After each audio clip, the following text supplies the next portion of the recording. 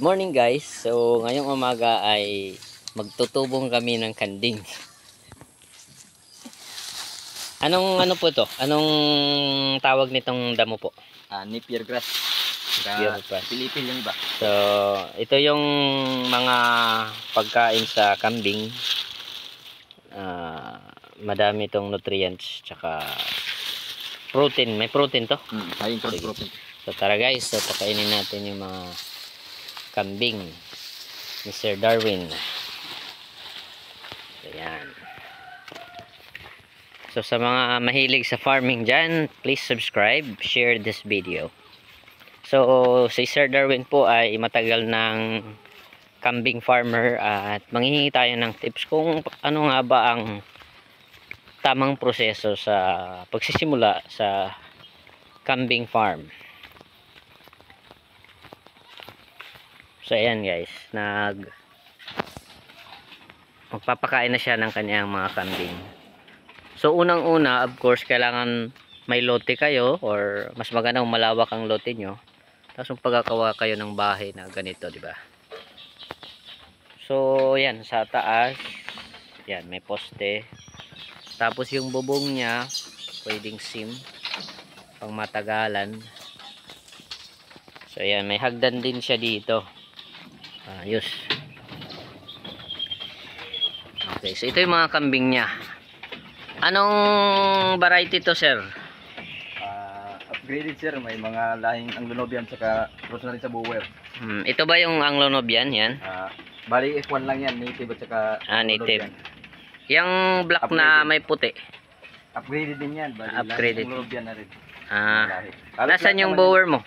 Lahat yan may lahing Boer. Hindi naman lahat, yung mga panak lang ng barako. Sige. So yan yung pinapakain niyo guys. Ito guys, ang laki. Yan, tingnan natin kung paano, para may idea kayo. So yung pagpapakain sir, araw-araw ba or lumabas sila, pre? Huwag kang lumabas. Bumalik ka doon. Uy. Pa nilagay. So yan guys, nakakatuwa guys, yun. Parang mga ano lang, parang pets lang sila, mababait. So yung pagpapakain 3 times a day sa isang araw? Kahit umagat hapon lang. Umagat hapon, okay. May tubig din sila. Anong halo sa tubig? Wala? Molasses tsaka asin. Molasses. So yan, kailangan din may tubig sila guys. Alam naman natin yung kambing ay takot sa tubig, pero umiinom din sila. So ito yung breeder niya, no, malaki na ano. So yan. So ganito yung struktura. Mga magkano ang budget sa ganitong bahay, sir? 20,000. Kasama na yung labor. 20,000. 20,000 to. Okay, 20,000 to guys. Siguro kung mayroon kayong mga tanim na kawayan, mas makakatipid, no? Labor na lang.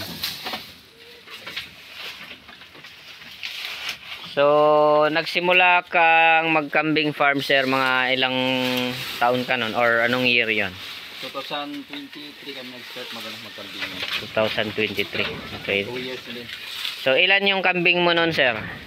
Bali sa una bumili kami ng isa, tapos nagdagdag kami ulit ng 3. So bali startup namin bali 4. 4 lang. So ngayon, no, marami. At madami ka na ring nabenta, no? So marami-rami na rin. 10 mga gano'n. Magkano ang presyo ng kambing na for breeding? Like magpares? Ngayon, 2025. Depende sa klase at saka sa edad. Okay. Ano ba yung mga klase ng kambing na mahal sa market? Pure breed. Pure breed. Okay. Like pure breed Anglo-Nubian or pure breed Boer or full blood Boer. Mga may presyo. So hindi ganun kataas ang presyo. Tamtaman lang. Ang kagandahan sa pagkakambing guys ay hindi na binibili yung pagkain nila, no? Tingnan nyo, damo-damo lang yan. So this is a good investment, lalo na dun sa mga mahilig mag-farming. So ayan. Tapos napansin ko dito may butas yung ano, para yung ano nila no diretso sa baba. Dito Tapos yung- pwede din siyang pang fertilizer, no? Oo. Yan. Anong gamit nito? Ba't may separate itong cage dito na maliit? Para sa baby? Oo, gagawin ko yan ng ano. Pintuan para kung sakaling may mga anak, isi-separate. Ah, siniseparate. Para Ayos. pag maliit pa, para hindi Oo. mapakan ng iba. Ayos.